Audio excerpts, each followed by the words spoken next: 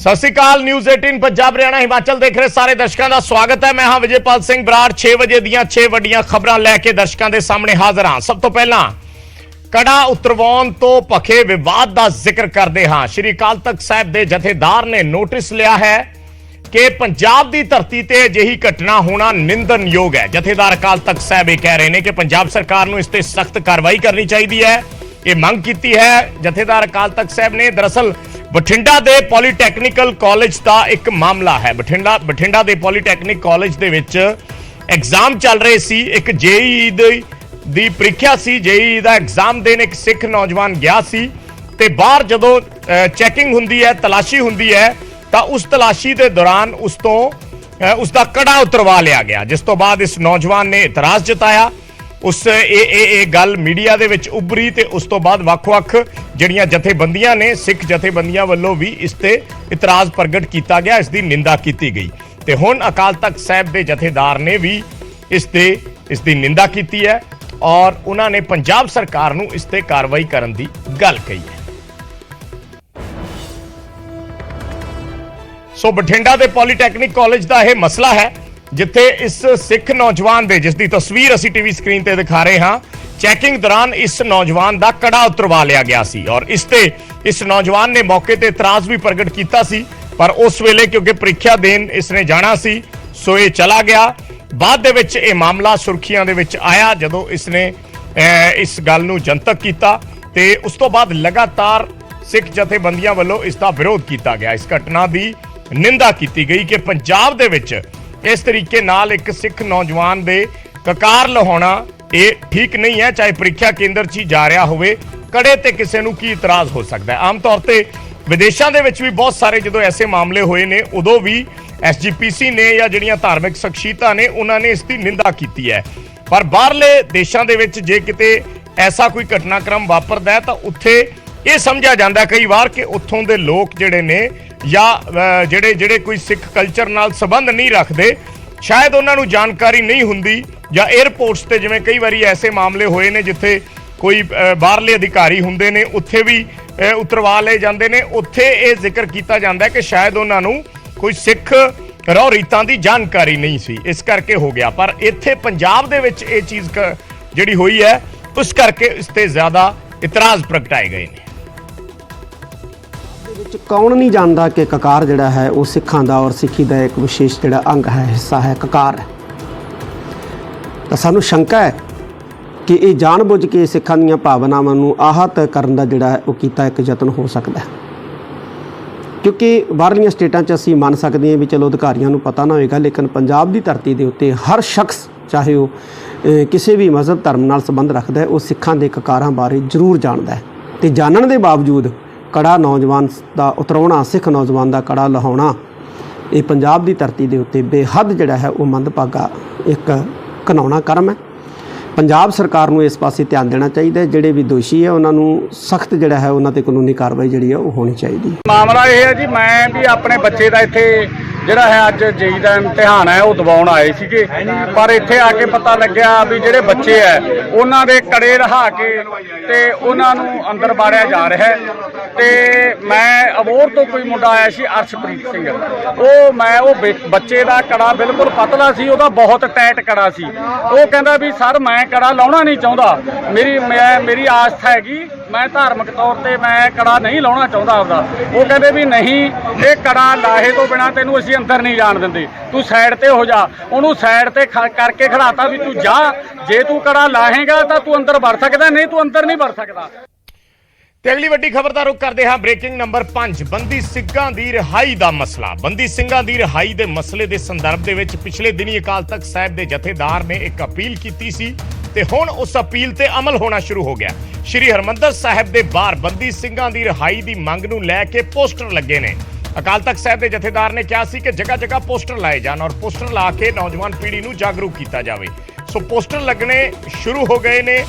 श्री हरमंदर साहिब के बाहर पोस्टर लगे ने बंदी सिंघां दी रिहाई नूं लैके, रिहाई दी मंग नूं लैके। गुरुद्वारा साहिब के बाहर पोस्टर लाए गए ने। एक दिल्ली के गुरुद्वारा साहिब के बाहर भी बंदी सिंघां दी रिहाई नूं लैके पोस्टर लगाए गए ने। अकाली दल ते SGPC वालों लगातार बंदी सिंघां दी रिहाई दी ਮੰਗ ਕੀਤੀ ਜਾ ਰਹੀ ਹੈ। ਪਿਛਲੇ ਦਿਨੀ ਅਕਾਲ ਤਖਤ ਸਾਹਿਬ ਦੇ ਜਥੇਦਾਰ ਗਿਆਨੀ ਹਰਪ੍ਰੀਤ ਸਿੰਘ ਨੇ ਆਪਣੀ ਸਪੀਚ ਦੇ ਵਿੱਚ ਇਹ ਗੱਲ ਕਹੀ ਸੀ। ਉਸ ਵੇਲੇ ਉਹਨਾਂ ਨੇ ਐਸਜੀਪੀਸੀ ਤੇ ਵੀ ਬਹੁਤ ਸਾਰੇ ਸਵਾਲ ਚੱਕੇ ਸੀ ਔਰ ਐਸਜੀਪੀਸੀ ਨੂੰ ਇੱਥੋਂ ਤੱਕ ਕਹਿ ਦਿੱਤਾ ਸੀ ਕਿ ਐਸਜੀਪੀਸੀ ਕਮਜ਼ੋਰ ਹੋ ਗਈ ਹੈ। ਸੋ ਉਸ ਵੇਲੇ ਉਹਨਾਂ ਨੇ ਅਪੀਲ ਕੀਤੀ ਸੀ ਤੇ ਹੁਣ ਉਸ ਅਪੀਲ ਤੇ ਅਮਲ ਦਿਖਾਈ ਦਿੰਦਾ ਨਜ਼ਰ ਆ ਰਿਹਾ ਹੈ। ਦਿੱਲੀ ਦੇ ਗੁਰਦੁਆਰਾ ਸਾਹਿਬ ਦੇ ਬਾਹਰ ਪੋਸਟਰ ਲੱਗੇ ਨੇ ਔਰ ਸ੍ਰੀ ਹਰਿਮੰਦਰ ਸਾਹਿਬ ਦੇ ਬਾਹਰ ਪੋਸਟਰ ਲਗਾਏ ਗਏ। ਜਥੇਦਾਰ ਸ੍ਰੀ ਅਕਾਲ ਤਖਤ ਸਾਹਿਬ ਸਾਡੀ ਸਿਰਮੌਰ ਜਥੇਬੰਦੀ ਸ੍ਰੀ ਅਕਾਲ ਤਖਤ ਸਾਹਿਬ ਦੇ ਜਥੇਦਾਰ ਨੇ। ਉਹਨਾਂ ਦਾ ਹੁਕਮ ਹਰ ਸਿੱਖ ਨੂੰ ਖਿਹੜੇ ਮੱਥੇ ਪ੍ਰਵਾਨ ਕਰਨਾ ਚਾਹੀਦਾ ਹੈ। ਪਿਛਲੇ ਦਿਨੀ ਜੋ ਉਹਨਾਂ ਦੇ ਹੁਕਮ ਹੋਇਆ ਹੈ ਕਿ ਪੂਰੀ ਸਿੱਖ ਕੌਮ ਨੂੰ ਬੇਨਤੀ ਲਾਈ ਜਾਂਦੀ ਹੈ, ਹੁਕਮ ਕੀਤਾ ਜਾਂਦਾ ਹੈ ਕਿ ਬੰਦੀ ਸਿੰਘਾਂ ਦੀ ਰਿਹਾਈ ਦਾ ਜੋ ਸੁਨੇਹਾ ਹੈ ਉਹ ਸਾਰਿਆਂ ਨੂੰ ਦਿੱਤਾ ਜਾਏ। ਅੱਜ ਸਰਕਾਰਾਂ ਨੂੰ ਚਿੱਠੀਆਂ ਵੀ ਭੇਜਤੀਆਂ, ਮੀਟਿੰਗ ਵਾਸਤੇ ਵੀ ਕਿਹਾ ਗਿਆ, ਮਿਲਣ ਵਾਸਤੇ ਵੀ ਕਿਹਾ ਗਿਆ। ਸਰਕਾਰਾਂ ਨਾ ਸੈਂਟਰ ਸਰਕਾਰ ਨਾ ਸਟੇਟ ਸਰਕਾਰ। ਪਿਛਲੇ ਦਿਨੀ ਜਿੱਦਾਂ ਸ਼੍ਰੋਮਣੀ ਗੁਰਦੁਆਰਾ ਪ੍ਰਬੰਧਕ ਕਮੇਟੀ ਦੇ ਪ੍ਰਧਾਨ ਸਰਦਾਰ ਧਾਮੀ ਸਾਹਿਬ ਮੈਮੋਰੈਂਡਮ ਲੈ ਕੇ ਕੇਜਰੀਵਾਲ ਸਾਹਿਬ ਦੇ ਘਰ ਜਾਂਦੇ ਨੇ। ਇੰਨੇ ਵੱਡਾ ਮੀਂਹ, ਇੰਨੀ ਬਹੁਤ ਮੀਂਹ ਜਿਹੜਾ ਬਹੁਤ ਤੇਜ਼ ਆ ਰਿਹਾ ਸੀ, ਜਿਸ ਦੇ ਵਿੱਚ ਪੂਰਾ ਡੈਲੀਗੇਸ਼ਨ ਪਹੁੰਚਦਾ ਔਰ ਕੇਜਰੀਵਾਲ ਸਾਹਿਬ ਜਿਹੜੇ ਨੇ ਬਾਹਰ ਮਿਲਣ ਤੱਕ ਨਹੀਂ ਆਉਂਦੇ, ਮੈਮੋਰੈਂਡਮ ਲੈਣ ਤੋਂ ਇਨਕਾਰ ਕੀਤਾ ਜਾਂਦਾ ਹੈ। ਇਹਨਾਂ ਚੀਜ਼ਾਂ ਨੂੰ ਦੇਖਦੇ ਹੋਏ ਜਥੇਦਾਰ ਅਕਾਲ ਤਖਤ ਸਾਹਿਬ ਵੱਲੋਂ ਹੁਕਮ ਹੋਇਆ ਸੀਗਾ ਕਿ ਹੁਣ ਅਸੀਂ ਆਪਣੀ ਮੰਗ ਆਪਣੇ ਤਰੀਕੇ ਨਾਲ ਮੰਗਾਂਗੇ। ਰਾਜੀਵ ਸ਼ਰਮਾ ਸਾਡੇ ਸਹਿਯੋਗੀ ਫੋਨ ਲਾਈਨ ਤੇ ਜੁੜੇ ਨੇ ਹੋਰ ਜਾਣਕਾਰੀ ਦੇ ਲਈ, ਗੱਲਬਾਤ ਦੇ ਲਈ। ਰਾਜੀਵ, ਕਿਹੜੀਆਂ ਜਗ੍ਹਾ ਤੇ ਇਹ ਪੋਸਟਰ ਲਗਾਏ ਗਏ ਨੇ ਸ੍ਰੀ ਅੰਮ੍ਰਿਤਸਰ ਸਾਹਿਬ 'ਚ? ਜੀ ਦੇਖੋ ਵਿਜੇ, ਜਿਸ ਤਰੀਕੇ ਦੇ ਨਾਲ ਤੁਸੀਂ ਵੀ ਜ਼ਿਕਰ ਕੀਤਾ ਕਿ ਅਕਾਲ ਤਖਤ ਸਾਹਿਬ ਦੇ ਜਥੇਦਾਰ ਵੱਲੋਂ ਇਹ ਆਦੇਸ਼ ਕੀਤੇ ਗਏ ਸੀ ਕਿ ਐਸਜੀਪੀਸੀ ਜੋ ਹੈ ਉਹ ਜਿੰਨੇ ਵੀ ਧਾਰਮਿਕ ਸਥਾਨ ਨੇ ਔਰ ਖਾਸ ਤੌਰ ਤੇ ਜਿੰਨੇ ਵੀ ਐਸਜੀਪੀਸੀ ਦੇ ਅਧੀਨ ਚੱਲਣ ਵਾਲੇ ਜਿਹੜੇ ਪ੍ਰਬੰਧ ਜਿੱਥੇ ਐਸਜੀਪੀਸੀ ਦੇ ਨੇ ਜਿਨ੍ਹਾਂ ਗੁਰਦੁਆਰਾ ਸਾਹਿਬਾਨਾਂ ਦੇ ਵਿੱਚ, ਤਾਂ ਉੱਥੇ ਇਹ ਪੋਸਟਰ ਜਾਂ ਹੋਰਡਿੰਗ ਜਿਹੜੇ ਨੇ ਉਹ ਲਗਾਏ ਜਾਣੇ ਚਾਹੀਦੇ ਨੇ ਤਾਂ ਕਿ ਜਿੰਨੀ ਵੀ ਸੰਗਤ ਜਿਹੜੀ ਆਉਂਦੀ ਹੈ ਉਹਨਾਂ ਨੂੰ ਇਹ ਪਤਾ ਲੱਗ ਸਕੇ ਕਿ ਬੰਦੀ ਸਿੰਘਾਂ ਦੀ ਰਿਹਾਈ ਜਿਹੜੀ ਆ ਉਹ ਸਿੱਖਾਂ ਦੇ ਲਈ ਕਿੰਨਾ ਕੁ ਵੱਡਾ ਮਸਲਾ ਹੈ। ਤਾਂ ਇਸ ਦੇ ਚੱਲਦੇ ਆ ਐਸਜੀਪੀਸੀ ਦੇ ਪ੍ਰਧਾਨ ਵੱਲੋਂ ਵੀ ਬਿਆਨ ਦੇ ਕੇ ਇੱਕ ਜਾਣਕਾਰੀ ਦਿੱਤੀ ਗਈ ਸੀ ਔਰ ਅੱਜ ਅਕਾਲ ਤਖਤ ਸਾਹਿਬ ਅਤੇ ਹਰਿਮੰਦਰ ਸਾਹਿਬ ਨੂੰ ਜੋ ਜਾਣ ਵਾਲੇ ਰਸਤੇ ਨੇ ਜਾਂ ਫਿਰ ਜੇਕਰ ਅਸੀਂ ਕਹੀਏ ਕਿ ਜੋ ਗੋਲਡਨ ਟੈਂਪਲ ਕੰਪਲੈਕਸ ਹੈ ਉਸ ਦੇ ਵਿੱਚ ਵੱਖ-ਵੱਖ ਥਾਵਾਂ ਤੇ ਇਹ ਪੋਸਟਰ ਲਗਾਏ ਗਏ ਨੇ ਕਿਉਂਕਿ ਹਰਿਮੰਦਰ ਸਾਹਿਬ ਦੇ ਵਿੱਚ ਹਰ ਰੋਜ਼ ਹਜ਼ਾਰਾਂ ਦੀ ਗਿਣਤੀ ਦੇ ਵਿੱਚ ਜਿਹੜੀ ਸੰਗਤ ਪੰਜਾਬ ਤੋਂ ਵੀ ਆਉਂਦੀ ਹੈ ਔਰ ਹੋਰ ਸੂਬਿਆਂ ਤੋਂ ਔਰ ਹੋਰ ਵੱਖ-ਵੱਖ ਧਰਮਾਂ ਵਰਗਾਂ ਦੇ ਨਾਲ ਸੰਬੰਧਿਤ ਜਿਹੜੀ ਸੰਗਤ ਇੱਥੇ ਆਉਂਦੀ ਹੈ ਤਾਂ ਉਹਨਾਂ ਨੂੰ ਇਸ ਬਾਰੇ ਪਤਾ ਲੱਗ ਸਕੇ ਕਿ ਆਖਿਰਕਾਰ ਜੋ ਮੁੱਦਾ ਅਕਾਲੀ ਦਲ ਜਾਂ ਐਸਜੀਪੀਸੀ ਚੱਕ ਰਹੀ ਹੈ ਉਹ ਕਿੰਨਾ ਕੁ ਸਿੱਖਾਂ ਦੇ ਲਈ ਜ਼ਰੂਰੀ ਹੈ। ਤਾਂ ਇਹ ਪੋਸਟਰ ਜਿਹੜੇ ਨੇ ਅੱਜ ਇਹਨਾਂ ਦੇ ਲਗਾਉਣ ਦੀ ਜਿਹੜੀ ਸ਼ੁਰੂਆਤ ਆ ਉਹ ਕਰ ਦਿੱਤੀ ਗਈ ਹੈ। ਜੀ ਵਜੇ ਧੰਨਵਾਦ ਰਾਜੀਵ ਇਸ ਜਾਣਕਾਰੀ ਦੇ ਲਈ। ਤਾਂ ਸ਼ੁਰੂਆਤ ਕਰ ਦਿੱਤੀ ਗਈ ਹੈ ਪੋਸਟਰ ਲਗਵਾਉਣ ਦੀ, ਜਿਵੇਂ ਰਾਜੀਵ ਦੱਸ ਰਹੇ ਸੀ ਸ਼੍ਰੀ ਹਰਿਮੰਦਰ ਸਾਹਿਬ ਦੇ ਬਾਹਰ ਵੱਖ-ਵੱਖ ਥਾਵਾਂ ਤੇ ਔਰ ਅਕਾਲ ਤਖਤ ਸਾਹਿਬ ਦੇ ਜਥੇਦਾਰ ਦੇ ਹੁਕਮਾਂ ਤੋਂ ਬਾਅਦ ਇਹ ਇਸ ਤੇ ਅਮਲ ਹੋਣਾ ਸ਼ੁਰੂ ਹੋ ਗਿਆ।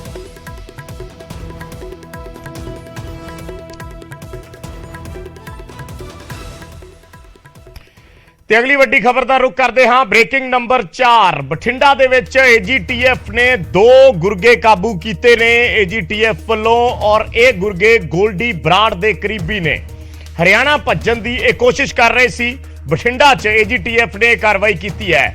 ਗੋਲਡੀ ਬਰਾੜ ਦੇ 2 ਕਰੀਬੀ, ਗੋਲਡੀ ਬਰਾੜ ਦੇ 2 ਸਾਥੀ ਦੱਸੇ ਜਾ ਰਹੇ ਨੇ ਜਿਹੜੇ ਹਰਿਆਣਾ ਭੱਜਣ ਦੀ ਕੋਸ਼ਿਸ਼ ਕਰ ਰਹੇ ਸੀ। ਬਠਿੰਡਾ ਦੇ ਵਿੱਚ ਏਜੀਟੀਐਫ ਨੇ ਕਾਬੂ ਕਰ ਲਏ। ਇੱਕ ਦਾ ਨਾਮ ਮਲਕੀਤ ਸਿੰਘ ਕੀਤਾ ਹੈ ਤੇ 7 ਪਿਸਤੌਲ ਤੇ ਏਐਸਆਈ ਰੈਂਕ ਦੀ ਵਰਦੀ ਇਹਨਾਂ ਤੋਂ ਬਰਾਮਦ ਕੀਤੀ ਗਈ ਹੈ। ਦੋਵੇਂ ਮੁਲਜ਼ਮ ਬਠਿੰਡਾ ਦੇ ਹੀ ਰਹਿਣ ਵਾਲੇ ਆ। ਮਲਕੀਤ ਕੀਤਾ ਤੇ ਹਰਦੀਪ ਮਾਮਾ 2 ਨਾਮ ਨੇ ਜਿਹੜੇ ਇਹਨਾਂ ਦੇ, ਮਲਕੀਤ ਸਿੰਘ ਕੀਤਾ ਤੇ ਹਰਦੀਪ ਮਾਮਾ। ਇਹ ਦੋਨੇ ਜਿਹੜੇ ਨੇ ਗ੍ਰਿਫਤਾਰ ਕੀਤੇ ਗਏ ਨੇ ਔਰ ਇਹਨਾਂ ਦੇ ਕੋਲੋਂ 7 ਪਿਸਤੌਲ ਬਰਾਮਦ ਹੋਏ ਨੇ। 7 ਪਿਸਤੌਲ ਤੇ ਇੱਕ ਪੁਲਿਸ ਦੀ ਵਰਦੀ, ਏਐਸਆਈ ਰੈਂਕ ਦੀ ਵਰਦੀ ਬਰਾਮਦ ਕੀਤੀ ਗਈ ਹੈ। ਡੀਜੀਪੀ ਨੇ ਦੱਸਿਆ ਕਿ गिरफ्तार व्यक्तियों ने गैंगस्टर सुखा दुन्नेके दे 3 साथी डागर, फतेहनगर अते कौंसल चौधरी नूं भी उदों मारन दी सफल कोशिश की सी जदों नकोदर पुलिस ने कबड्डी खिडारी संदीप नंगल अंबिया दे कतल मामले च उन्हां नूं प्रोडक्शन वारंट ते लिआंदा गया सी।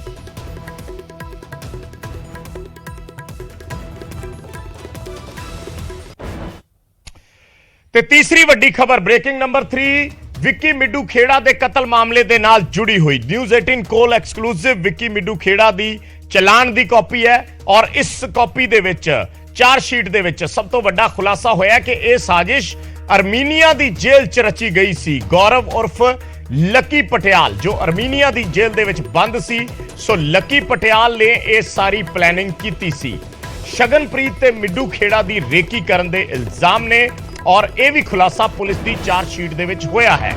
ਪੁੱਛਗਿੱਛ ਦੌਰਾਨ ਅਮਿਤ ਡਾਗਰ ਨੇ ਇਹ ਗੱਲ ਮੰਨੀ ਹੈ ਕਿ ਲੱਕੀ ਪਟਿਆਲ ਦੇ ਸ਼ਗਨਪ੍ਰੀਤ ਸੰਪਰਕ 'ਚ ਸੀਗਾ। ਪੁਲਿਸ 10 ਚੋਂ 6 ਲੋਕਾਂ ਦੇ ਖਿਲਾਫ ਚਾਰਜਸ਼ੀਟ ਦਾਇਰ ਕਰ ਚੁੱਕੀ ਹੈ। ਫਿਲਹਾਲ ਸ਼ਗਨਪ੍ਰੀਤ ਦੇ ਖਿਲਾਫ ਚਲਾਨ ਪੇਸ਼ ਨਹੀਂ ਕੀਤਾ ਗਿਆ। ਜਿਨ੍ਹਾਂ 6 ਜਣਿਆਂ ਦੇ ਖਿਲਾਫ ਚਲਾਨ ਪੇਸ਼ ਹੋਇਆ ਹੈ ਉਹਨਾਂ 'ਚ ਅਮਿਤ ਡਾਗਰ, ਭੂਪੀ ਰਾਣਾ, ਕੌਸ਼ਲ, ਸੱਜਣ ਪੋਲੂ, ਅਨਿਲ ਲੱਠ ਤੇ ਅਜੇ ਜ਼ਾਹਿਰ। ਇਹ ਜਿਹੜੇ ਨੇ ਇਹ 6 ਮੁਜਰਮ ਨੇ ਜਿਨ੍ਹਾਂ ਦੇ ਖਿਲਾਫ ਚਾਰਜਸ਼ੀਟ ਦਾਇਰ ਕੀਤੀ ਗਈ ਹੈ ਵਿੱਕੀ ਮਿੱਡੂ ਖੇੜਾ ਦੇ ਕਤਲ ਮਾਮਲੇ ਦੇ ਵਿੱਚ। ਅਮਿਤ ਡਾਗਰ, ਭੂਪੀ ਰਾਣਾ, ਕੌਸ਼ਲ, ਸੱਜਣ ਪੋਲੂ, ਅਨਿਲ ਲੱਠ ਤੇ ਅਜੇ ਜ਼ਾਹਿਰ।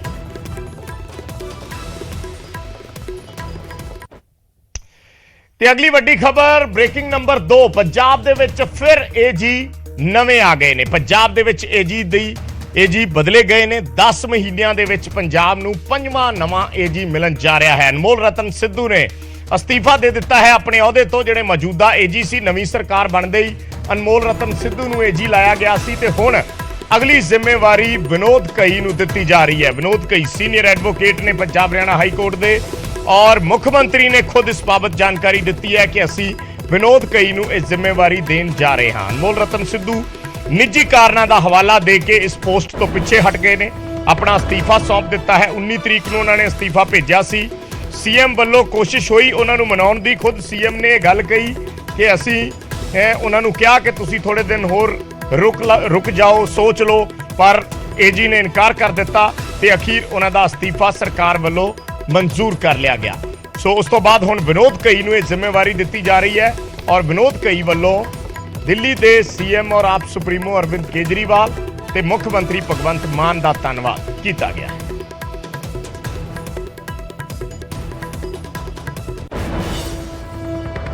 एजी साहब बहुत ही सीनियर वकील हैं और हमारी टीम के मेंबर हैं और आने वाले दिनों में उनका कानूनी जानकारी का इस्तेमाल भी करते रहेंगे और वो हमारी टीम के मेंबर हैं। ऐसी कोई बात नहीं है, ये तो सब इधर उधर से बातें आ रही हैं।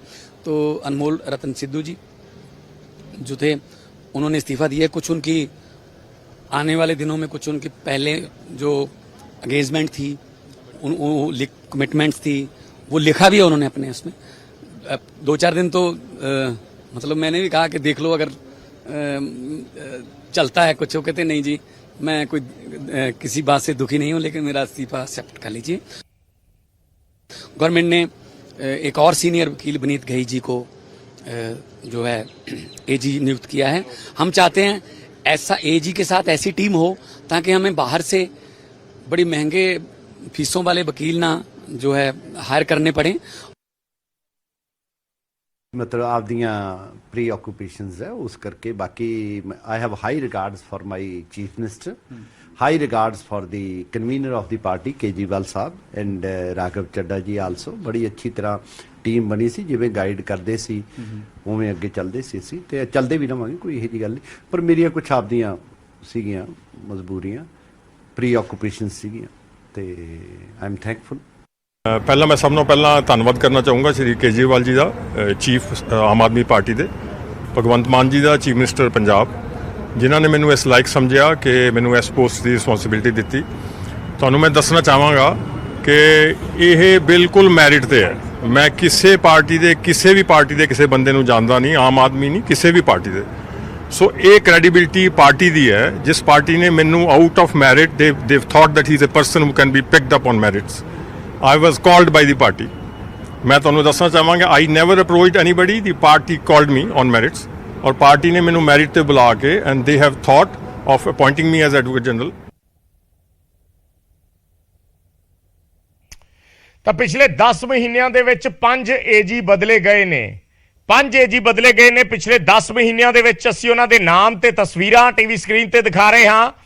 ਕੈਪਟਨ ਅਮਰਿੰਦਰ ਸਿੰਘ ਦੇ ਵੇਲੇ ਅਤੁਲ ਨੰਦਾ ਰਹੇ ਨੇ ਔਰ ਲਗਭਗ ਜਿੰਨਾ ਚਿਰ ਕੈਪਟਨ ਅਮਰਿੰਦਰ ਸਿੰਘ ਰਹੇ ਉਹਨਾਂ ਚਿਰ ਅਤੁਲ ਨੰਦਾ ਨੇ ਡਿਊਟੀ ਨਿਭਾਈ। ਐਜ਼ ਏ ਏਜੀ ਉਹਨਾਂ ਨੇ ਕੰਮ ਕੀਤਾ। 54 ਮਹੀਨੇ 3 ਦਿਨ ਉਹਨਾਂ ਦਾ ਕਾਰਜਕਾਲ ਰਿਹਾ ਅਤੁਲ ਨੰਦਾ ਦਾ। ਉਸ ਤੋਂ ਬਾਅਦ ਚਰਨਜੀਤ ਚੰਨੀ ਸੀਐਮ ਨਵੇਂ ਬਣਦੇ ਨੇ ਕਾਂਗਰਸ ਦੇ। ਕੈਪਟਨ ਅਮਰਿੰਦਰ ਸਿੰਘ ਨੂੰ ਹਟਾ ਕੇ ਉਹਨਾਂ ਨੂੰ ਕੁਝ ਮਹੀਨਿਆਂ ਦੇ ਲਈ ਸੀਐਮ ਬਣਾਇਆ ਜਾਂਦਾ ਹੈ ਤਾਂ ਬਣਦੇ ਹੀ ਉਹ ਏਪੀਐਸ ਦਿਓਲ ਨੂੰ ਏਜੀ ਲਗਾ ਦਿੰਦੇ ਨੇ ਪੰਜਾਬ ਦਾ, ਏਪੀਐਸ ਦਿਓਲ। ਉਸ ਤੋਂ ਬਾਅਦ ਏਪੀਐਸ ਦਿਓਲ ਕਿਉਂਕਿ ਉਹ ਕੁਝ ਸੁਮੇਧ ਸੈਣੀ ਹੋਰਾਂ ਦੇ ਕੇਸ ਲੜ ਰਹੇ ਸੀ ਸਾਬਕਾ ਡੀਜੀਪੀ ਦੇ, ਤਾਂ ਇੱਕ ਵਿਵਾਦ ਪੈਦਾ ਹੋ ਗਿਆ ਸੀ ਉਹਨਾਂ ਦੇ ਨਾਲ। ਸੋ ਉਸ ਤੋਂ ਬਾਅਦ ਉਹਨਾਂ ਨੂੰ ਬਦਲ ਦਿੱਤਾ ਗਿਆ। 1 ਮਹੀਨਾ ਤੇ 15 ਦਿਨ ਦਾ ਕਾਰਜਕਾਲ ਰਿਹਾ ਏਪੀਐਸ ਦਿਓਲ ਦਾ। ਉਸ ਤੋਂ ਬਾਅਦ ਤੀਜਾ ਨਾਮ ਡੀਐਸ ਪਟਵਾਲੀਆ। ਡੀਐਸ ਪਟਵਾਲੀਆ ਹਾਲਾਂਕਿ ਏਪੀਐਸ ਦਿਓਲ ਨੂੰ ਲਾਉਣ ਵੇਲੇ ਵੀ ਨਵਜੋਤ ਸਿੰਘ ਸਿੱਧੂ ਦੀ ਫਸਟ ਚੁਆਇਸ ਸਨ, ਪਰ ਉਦੋਂ ਨਹੀਂ ਲਗਾਇਆ। ਉਸ ਤੋਂ ਬਾਅਦ ਅਖੀਰ 3 ਮਹੀਨੇ 22 ਦਿਨ ਦਾ ਕਾਰਜਕਾਲ ਰਿਹਾ, ਡੀਐਸ ਪਟਵਾਲੀਆ ਨੂੰ ਲਾਉਣਾ ਪਿਆ। ਫਿਰ ਸਰਕਾਰ ਬਦਲਦੀ ਹੈ ਤਾਂ ਅਨਮੋਲ ਰਤਨ ਸਿੱਧੂ ਆ ਜਾਂਦੇ ਨੇ। ਆਮ ਆਦਮੀ ਪਾਰਟੀ ਨੇ ਅਨਮੋਲ ਰਤਨ ਸਿੱਧੂ ਨੂੰ ਇਹ ਜ਼ਿੰਮੇਵਾਰੀ ਦਿੱਤੀ। ਪੂਰੇ 4 ਮਹੀਨੇ ਦੀ ਇਹਨਾਂ ਦਾ ਕਾਰਜਕਾਲ ਰਿਹਾ, 4 ਮਹੀਨੇ ਦੀ ਸਰਵਿਸ ਰਹੀ ਹੈ ਐਜ਼ ਏਜੀ ਅਨਮੋਲ ਰਤਨ ਸਿੱਧੂ ਦੀ, ਤੇ ਉਹਨਾਂ ਨੇ ਅਸਤੀਫਾ ਦੇ ਦਿੱਤਾ। ਤੇ ਹੁਣ ਪੰਜਵਾਂ ਨਾਮ ਜਿਹੜੇ ਨਵੇਂ ਏਜੀ ਨੇ ਵਿਨੋਦ ਕਈ ਨਵੇਂ ਏਜੀ ਬਣੇ ਨੇ ਸਰਕਾਰ ਦੇ। ਸੋ ਪਿਛਲੇ 10 ਮਹੀਨਿਆਂ ਦੇ ਵਿੱਚ 5 ਏਜੀ ਜਿਹੜੇ ਨੇ ਉਹ ਸਾਹਮਣੇ ਆਏ ਨੇ। ਏਜੀ ਬਦਲਣ ਤੇ ਵਿਰੋਧੀਆਂ ਦੇ ਹਮਲੇ ਦੇ ਵਿੱਚ 5 ਮਹੀਨਿਆਂ 'ਚ ਟੌਪ ਅਫਸਰ ਬਦਲੇ ਗਏ ਨੇ, ਇਹ ਕਹਿ ਕੇ ਨਿਸ਼ਾਨਾ ਸਾਧਿਆ ਹੈ ਕਾਂਗਰਸ ਨੇ। ਕਾਂਗਰਸ ਪਾਰਟੀ ਨੇ ਕਿਹਾ ਹੈ ਕਿ 5 ਮਹੀਨਿਆਂ ਦੇ ਵਿੱਚ ਟੌਪ 3 ਅਫਸਰ ਜਿਹੜੇ ਨੇ ਉਹ ਬਦਲੇ ਗਏ ਨੇ। ਔਰ ਬੀਜੇਪੀ ਕਹਿ ਰਹੀ ਹੈ ਕਿ ਸਰਕਾਰਾਂ ਤੇ ਅਫਸਰਾਂ ਦੇ ਵਿੱਚ ਤਾਲਮੇਲ ਹੀ ਨਹੀਂ ਹੈ। ਅਕਾਲੀ ਦਲ ਕਹਿ ਰਿਹਾ ਕਿ ਸਰਕਾਰ ਗੈਰ ਕਾਨੂੰਨੀ ਕੰਮ ਕਰਵਾਉਂਦੀ ਹੈ। ਸੁਨੀਲ ਜਾਖੜ ਦਾ ਬਿਆਨ ਹੈ ਕਿ ਚੰਨੀ ਦੀ ਰਾਹ ਤੇ ਮਾਨ ਸਰਕਾਰ ਚੱਲ ਰਹੀ ਹੈ। ਸੁਨੀਲ ਜਾਖੜ ਨੇ ਸਿੱਧਾ ਜ਼ਿਕਰ ਕੀਤਾ ਕਿ ਚੰਨੀ ਦੀ ਰਾਹ ਤੇ ਮੌਜੂਦਾ ਸਰਕਾਰ ਚੱਲ ਰਹੀ ਹੈ। ਅਕਾਲੀ ਦਲ ਕਹਿ ਰਿਹਾ ਸਰਕਾਰ ਗੈਰ ਕਾਨੂੰਨੀ ਕੰਮ ਕਰ ਰਹੀ ਹੈ। ਬੀਜੇਪੀ ਕਹਿ ਰਹੀ ਹੈ ਕਾਂਗਰਸ ਤੇ ਸਰਕਾਰ ਤੇ ਅਫਸਰਾਂ ਦੇ ਵਿੱਚ ਬੀਜੇਪੀ ਕਹਿ ਰਹੀ ਹੈ ਕਿ ਆਮ ਆਦਮੀ ਪਾਰਟੀ ਦੀ ਸਰਕਾਰ ਤੇ ਅਫਸਰਾਂ ਦੇ ਵਿੱਚ ਤਾਲਮੇਲ ਨਹੀਂ ਹੈ, ਤੇ ਕਾਂਗਰਸ ਕਹਿ ਰਹੀ ਹੈ ਕਿ 5 ਮਹੀਨਿਆਂ ਦੇ ਵਿੱਚ 3 ਟੌਪ ਦੇ ਅਫਸਰ ਬਦਲ ਦਿੱਤੇ ਗਏ।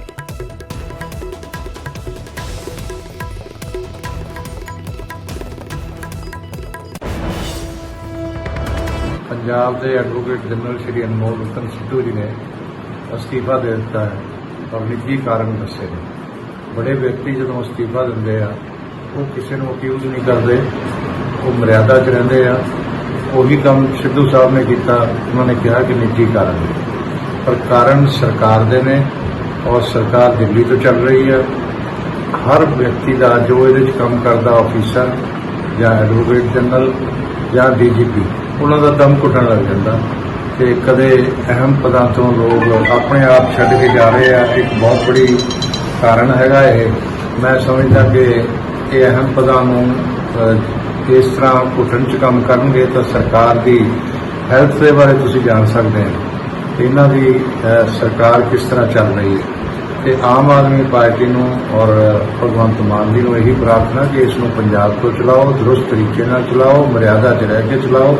ਜਿਸ ਤਰੀਕੇ ਇਹ ਸਰਕਾਰ ਚਲਾਈ ਜਾ ਰਹੀ ਹੈ ਦਿੱਲੀ ਤੋਂ, ਕੋਈ ਵੀ ਵਿਅਕਤੀ ਜਿਹੜਾ ਚੰਗਾ ਇਨਸਾਨ ਜਿਹੜਾ ਵੀ ਹੈ ਉਹ ਸੰਵਿਧਾਨ ਦੇ ਦਾਇਰੇ 'ਚ ਰਹਿ ਕੇ, ਕਾਨੂੰਨ ਦੇ ਦਾਇਰੇ 'ਚ ਰਹਿ ਕੇ ਤਾਂ ਜਿੰਨੀ ਕਹੋਗੇ ਮਿਹਨਤ ਕਰ ਸਕਦਾ, ਪਰ ਗੈਰ ਸੰਵਿਧਾਨਕ ਕੰਮ ਦੇ ਉੱਤੇ, ਇਲੀਗਲ ਕੰਮ ਦੇ ਉੱਤੇ ਕਿ ਤੁਸੀਂ ਦਿੱਲੀ ਬੈਠ ਕੇ ਫੈਸਲੇ ਕਰੋਗੇ ਤੇ ਇੱਥੇ ਮੋਹਰਾਂ ਲਵਾਉਣ ਦੀ ਕੋਸ਼ਿਸ਼ ਕਰੋਗੇ ਤੇ ਕੋਈ ਵੀ ਚੰਗਾ ਇਨਸਾਨ ਜਿਹੜਾ ਉਹ ਆਪਣੀ ਬਦਨਾਮੀ ਜਿਹੜੀ ਹੈ ਇਹ ਸਰਕਾਰ ਨਾਲ ਜੋੜ ਕੇ ਜ਼ਿਆਦਾ ਦੇਰ ਨਹੀਂ ਕਰਾ ਸਕਦਾ। ਇਸ ਕਰਕੇ ਏਜੀ ਸਾਹਿਬ ਬੜੇ ਕੰਪੀਟੈਂਟ ਜਿਹੜੇ ਆ ਲਾਇਰ ਸੀਗੇ ਔਰ 3 ਮਹੀਨੇ ਦੇ ਵਿੱਚ ਉਹਨਾਂ ਦਾ ਜਾਣਾ ਬੜੇ ਵੱਡੇ ਕੁਐਸਚਨ ਖੜੇ ਕਰਦਾ, ਕਿਉਂਕਿ ਸੁਲਝੇ ਹੋਏ ਨੇ। ਇਸ ਕਰਕੇ ਉਹਨਾਂ ਨੇ ਨਿੱਜੀ ਕਾਰਨ ਦੇਖ ਕੇ ਅਸਤੀਫਾ ਦਿੱਤਾ। ਚੰਗੀਆਂ ਸ਼ਖਸੀਅਤਾਂ ਹਮੇਸ਼ਾ ਇੱਦਾਂ ਹੀ ਕਰਦੀਆਂ, ਪਰ ਇਹ ਬਿਲਕੁਲ ਸਪਸ਼ਟ ਹੈ ਕਿ ਇਹ ਸਰਕਾਰ ਜਿਸ ਗੈਰ ਸੰਵਿਧਾਨਕ ਤਰੀਕੇ, ਗੈਰ ਕਾਨੂੰਨੀ ਤਰੀਕੇ ਕੰਮ ਕਰ ਰਹੀ ਹੈ, ਉਹਦੇ 'ਚ ਜਿਹੜੇ ਸੀਨੀਅਰ ਅਫਸਰ ਨੇ ਉਹਨਾਂ ਦੀ ਸਫੋਕੇਸ਼ਨ ਮਹਿਸੂਸ ਕਰ ਰਿਹਾ। ਇਸ ਕਰਕੇ ਸਰਕਾਰ ਨਾਲੋਂ ਵੱਖ ਹੋਣ ਨੂੰ ਉਹ ਪਹਿਲ ਦੇ ਰਹੇ। ਜਦੋਂ ਵੀ ਕੋਈ ਨਵੀਂ ਸਰਕਾਰ ਬਣਦੀ ਹੈ ਕਿ ਆਪਦੀ ਨਵੀਂ ਟੀਮ ਬਣਾਉਂਦੀ ਹੈ ਔਰ ਉਸ ਟੀਮ ਦੇ ਵਿੱਚ ਇੱਕ ਸੋਚ ਹੁੰਦੀ ਹੈ, ਉਸ ਪਿੱਛੇ ਉਸ ਵਿੱਚ ਇੱਕ ਵਿਸ਼ਵਾਸ ਹੁੰਦਾ ਹੈ। ਜਦੋਂ ਤੁਸੀਂ ਇਸ ਕਿਸਮ ਦੇ ਫੈਸਲੇ ਲੈਂਦੇ ਹੋ, ਇਸ ਕਿਸਮ ਦੇ ਫੈਸਲੇ ਹੁੰਦੇ ਆ, ਕਿਤੇ ਨਾ ਕਿਤੇ ਉਹ ਸੋਚ ਬਾਰੇ ਜਿਹੜੀ ਹੈਗੀ ਗੱਲਬਾਤ ਸ਼ੁਰੂ ਹੋ ਜਾਂਦੀ ਹੈ। ਸੋ ਪ੍ਰੈਰੋਗੇਟਿਵ ਤਾਂ ਸਰਕਾਰ ਦਾ ਹੈ, ਉਹਨਾਂ ਦੀ ਸਰਕਾਰ ਹੈ, ਉਹ ਜਿਸ ਨੂੰ ਚਾਹਣ ਉਹ ਏਜੀ ਲਾ ਸਕਦੇ ਆ, ਜਿਸ ਨੂੰ ਚਾਹਣ ਉਹ ਹਟਾ ਸਕਦੇ ਆ, ਪਰ ਜਿਹੜੀ ਇੱਕ ਸਟੈਬਿਲਿਟੀ ਦੇਣੀ ਹੁੰਦੀ ਹੈ, ਇੱਕ ਲੋਕਾਂ ਤੱਕ ਜਿਹੜੀ ਸੋਚ ਬਣਦੀ ਹੈ ਕਿ ਯਾਰ ਇਹ ਜਿਹੜੀ ਟੀਮ ਹੁਣ ਚੁਣ ਲਈ ਗਈ ਹੈਗੀ ਹੈ, ਇਹ ਟੀਮ ਡਿਲੀਵਰ ਕਰੂਗੀ, ਔਰ ਉਹ ਸੋਚ ਦੇ ਨਾਲ ਹੀ ਉਸ ਬੰਦੇ ਨੂੰ ਅਪੁਆਇੰਟ ਕੀਤਾ ਜਾਂਦਾ ਹੈ। ਪਰ ਔਰ ਸਮਾਂ ਵੀ ਕਿਸੇ ਇਨਸਾਨ ਨੂੰ ਮਿਲਣਾ ਚਾਹੀਦਾ ਹੈਗਾ ਆਪਦਾ, ਜਿਹਨੂੰ ਕਹਿੰਦੇ ਪ੍ਰੋਫੈਸ਼ਨਲੀ ਆਪਦੇ ਆਪ ਨੂੰ ਕੰਪੀਟੈਂਟ ਦਿਖਾਉਣ ਲਈ। ਤਾਂ ਵੱਖ-ਵੱਖ ਪਾਰਟੀਆਂ ਦੇ ਆਗੂਆਂ ਵੱਲੋਂ ਪ੍ਰਤੀਕਰਮ ਦਿੱਤੇ ਗਏ ਨੇ। ਸੁਨੀਲ ਜਾਖੜ ਦਾ ਇੱਕ ਟਵੀਟ ਦਿਖਾ ਰਹੇ ਹਾਂ। ਸੁਨੀਲ ਜਾਖੜ ਨੇ ਕਿਹਾ ਹੈ ਕਿ ਅਜਿਹਾ ਲੱਗਦਾ ਹੈ ਕਿ ਮਾਨ ਸਰਕਾਰ ਵੀ ਚੰਨੀ ਸਰਕਾਰ ਵਾਂਗ ਅੱਗੇ ਵਧ ਰਹੀ ਹੈ।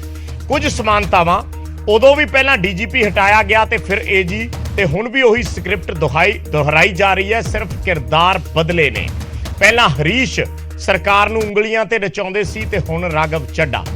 ਹਰੀਸ਼ ਰਾਵਤ ਦਾ ਜ਼ਿਕਰ ਕੀਤਾ ਹੈ ਉਹਨਾਂ ਨੇ, ਜਾਂ ਹਰੀਸ਼ ਚੌਧਰੀ ਦਾ ਜ਼ਿਕਰ ਵੀ ਹੋ ਸਕਦਾ ਹੈ ਕਿਉਂਕਿ ਦੋ ਹਰੀਸ਼ ਸੀ ਕਾਂਗਰਸ ਦੇ ਵਿੱਚ। ਸੋ ਉਹਨਾਂ ਨੇ ਕਿਹਾ ਕਿ ਪਹਿਲਾਂ ਹਰੀਸ਼ ਤੇ ਹੁਣ ਰਾਘਵ ਚੱਡਾ। ਸੋ ਸਿੱਧਾ ਸੁਨੀਲ ਜਾਖੜ ਨੇ ਕਹਿ ਕੇ ਨਿਸ਼ਾਨਾ ਸਾਧਿਆ ਹੈ ਕਿ ਉਹੀ ਕੁਝ ਇਸ ਸਰਕਾਰ ਦੇ ਵਿੱਚ ਵੀ ਚੱਲ ਰਿਹਾ ਹੈ।